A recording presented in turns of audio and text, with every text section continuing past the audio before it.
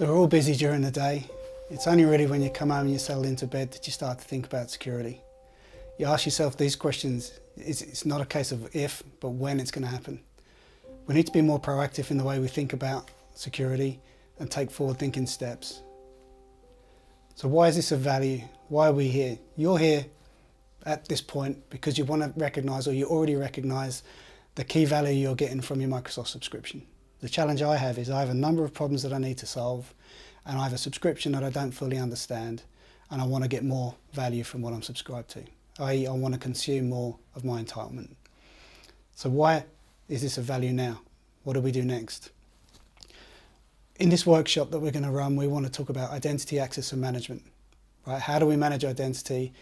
How do you manage things like impossible travel scenarios? One of the big challenges with identity access and management is user location and geographic access. So managing impossible travel scenarios is a great example, right? I have an employee that I know is Sydney based that will log in via Sydney from a known location at 10 AM. But then 10 minutes later, the same user will log in at 10 AM from Hong Kong, right? It's an impossible travel scenario, but without identity management and conditional access, I have no way to enforce a protocol that says, prove to me you are who you say you are and you should have access.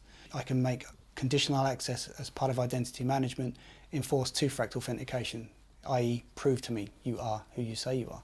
Because you may be coming via VPN and that may be a real access request.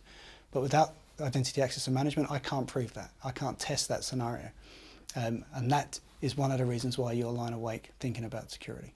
So if your business is like mine, you've likely got devices, users in geographic locations all across the world, accessing information from cafes, from mobile devices that you do or don't manage, from shared devices, from computers that aren't yours, that aren't registered. And you just don't know that the person coming into your environment is who they say they are.